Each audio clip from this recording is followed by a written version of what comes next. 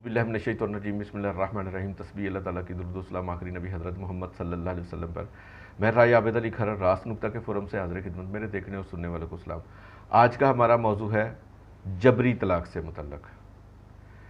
क्या किसी शख्स से ज़बरदस्ती तलाक लिखवाने से या ज़बानी तलाक दिलवाने से उसकी बीवी को तलाक हो जाती है? किसी को जान से मारने की धमकी देकर, अगवा करके, खामद के रिश्तेदार किसी को अगवा करके, माँ बाप बहन भाई को अगवा करके उससे उसकी बीवी को ज़बरदस्ती तलाक दिलवाई जा सकती है? कानून इस बारे में क्या कहता है? आइए मौजू की तरफ आते हैं। मुहम्मदन लॉ की दफ़ा 315 जबरी तलाक से मुतल्लक है।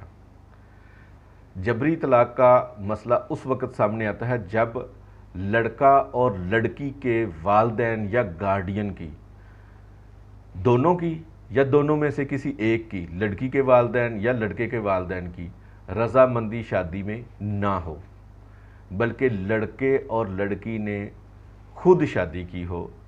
ऐसे में लड़के के वालिदैन अलग से लड़के को यानी कि खामद को जज्बाती तौर पर ब्लैकमेल करते हैं कि या हमें रख लो या फिर लड़की को रख लो, और बाज़ औक़ात तो वो बाकायदा ज़द-ओ-कोब भी करते हैं।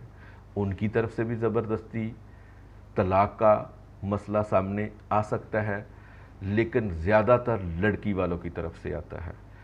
और लड़की को पहले तो लड़की को ज़द-ओ-कोब किया जाता है कि ये तुमने क्या किया, गैर बरादरी है, कबीला हमारा नहीं है, पढ़ा लिखा हुआ कम है, या हमारी बड़ी बेइज्जती होगी, मुआशरे में जो इज़्ज़त थी वो ख़राब हो गई, लिहाजा इससे तलाक लो।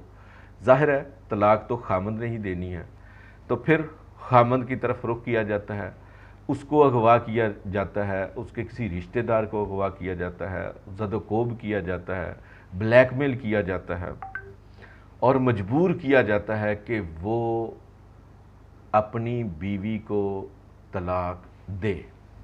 और ज़बरदस्ती की तलाक ज़ुबानी भी हो सकती है और तहरीरी भी हो सकती है। हालांकि उसकी नीयत तलाक देने की नहीं है, ज़बान से तो वो बेशक अदा कर रहा है लफ्ज़ तलाक के, या लिख के दे रहा है, दस्तखत भी कर रहा है, अंगूठा भी लगा रहा है स्टाम्प के ऊपर, लेकिन ना तो वो चाहता है कि उसकी तलाक हो और ना वो चाहता है कि ये तलाक मुयस्सर हो। शरई तौर पर देखा जाए तो उलमाए किराम की इस हवाले से राय तकसीम है। कुछ जो सख्त किस्म के उलमाए किराम हैं वो तो कहते हैं कि तलाक हो जाएगी, चाहे कोई कितना ही प्रेशर क्यों ना हो या फिर वो नशे की हालत में हो। अगर उसने तलाक दी है, ज़ुबानी अदा कर दी है या स्टाम्प के ऊपर लिख दी है, तो फिर तलाक हो जाएगी और मुवस्सर भी हो जाएगी। जबकि दूसरे जो उलमाए इकराम हैं उनकी राय ये है कि अगर किसी के ऊपर दबाव डालकर तलाक हासिल की जाए या उसके जिस्म का हिस्सा काटने की धमकी देकर या उसके किसी रिश्तेदार को अगवा करके या ब्लैकमेल करके उससे तलाक दिलवाई जाए, ज़ुबानी या तहरीरी, तलाक नहीं होगी और ना ही ऐसी तलाक मुयस्सर होगी। पाकिस्तान के कानून के मुताबिक भी बिल्कुल यही सूरत हाल है। अगर किसी शख्स को अगवा कर लिया जाए, गन पॉइंट पर ले लिया जाए या उसके ऊपर जान से मारने की धमकी देकर ज़बरदस्ती उससे तलाक पर दस्तखत करवा लिए जाए या ज़बानी तलाक दिलवा दी जाए, तो उसको तलाक नहीं समझा जाएगा और उसके ऊपर तलाक का मुयस्सर सर्टिफिकेट जारी नहीं किया जाएगा। इसको हम इस मिसाल से समझ सकते हैं कि अगर कोई शख्स किसी को अगवा कर लिया जाए और उसको मजबूर कर दिया जाए कि वो तलाक नामे के ऊपर दस्तखत और अंगूठा लगाएं। अब तहरीरी स्टाम्प है, उसके ऊपर वो साइन भी कर देता है और अंगूठा भी लगा देता है, और उसके बाद जिन्होंने ये काम किया होता है वो यूनियन काउंसिल में ये दे देते हैं नोटिस के इन लड़की को तलाक दे दी जाए, तलाक का मुयस्सर सर्टिफिकेट जारी किया जाए।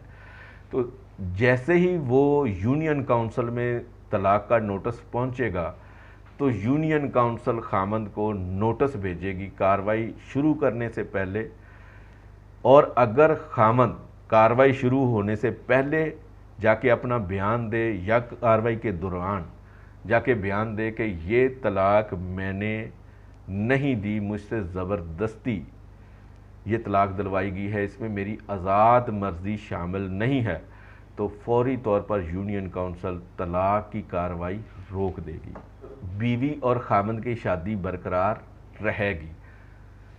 راست نکتہ اس میں یہ ہے کہ اگر کوئی طلاق زبردستی کروائی جائے تو وہ طلاق نہیں سمجھی جائے گی، بشرطے کہ واقعی زبردستی طلاق دلوائی جا رہی ہو، زبردستی کی آڑ میں کھیل نہ کھیلا جا رہا ہو، کھلواڑ نہ کیا جا رہا ہو، اور قانون کا غلط استعمال نہ کیا جا رہا ہو، ورنہ طلاق ہو جائے گی اور مؤثر سرٹیفکیٹ بھی جاری ہو جائے گا۔ امید ہے اس ویڈیو سے آپ کے علم میں اضافہ ہوگا۔